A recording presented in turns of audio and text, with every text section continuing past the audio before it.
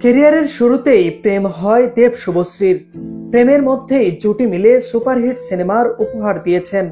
তবে দীর্ঘ সম্পর্কের পর তাদের বিচ্ছেদ হয়ে যায়, ভেঙে পড়েন দুজনেই। আর এসব ব্যক্তিগত জীবন নিয়ে শুভশ্রী অকপটে কথা বলছেন সংবাদ মাধ্যমে। এত বছর পর সম্পর্কের স্মৃতিচারণ করলেন শুভশ্রী। জানালেন বিচ্ছেদের পর মানসিকভাবে ভেঙে পড়েছিলেন তিনি। জি বাংলার এক পুরনো রিয়েলিটি শো হ্যাপি প্যারেন্টস ডেতে অতিথি হয়ে এসে শুভশ্রী নিজের জীবনের সেই কঠিন সময়ের কথা বলেন। সেখানে তিনি বলেন, আমি খুব ছোট বয়সে জীবনের খারাপ সময়টা দেখেছি। একটা সময় কাজ থেকেও আমার মন উঠে গিয়েছিল। নিজেই সিদ্ধান্ত নিয়ে কাজ ছেড়ে দেই। পরাণ যায় জলিয়ারে ছবির পর কাজ করাই বন্ধ করে দেই। তবে সিদ্ধান্ত নেওয়ার পর যে সম্পর্কের জন্য সবকিছুই ত্যাগ করেছিলেন সেটাই টিকল না। আর তখনই বুঝেছিলেন জীবনের অনিশ্চয়তা।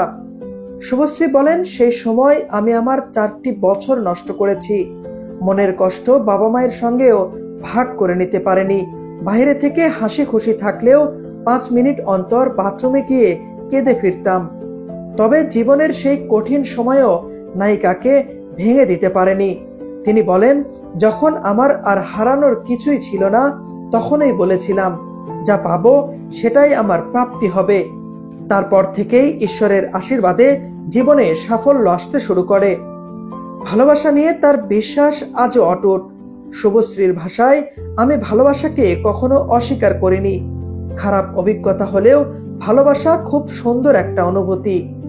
পৃথিবীর সব মানুষই ভালোবাসার খোঁজে আসে। পেশা, টাকা সবকিছুই পরে আসে। ভালোবাসা থাকলে সবটাই সহজ হয়ে যায়। বর্তমানে পরিচালক রাজ চক্রবর্তীকে বিয়ে করে সুখে সংসার করছেন শুভশ্রী। ছেলে মেয়েকে নিয়ে এখন তার ঘর ভরা আনন্দ।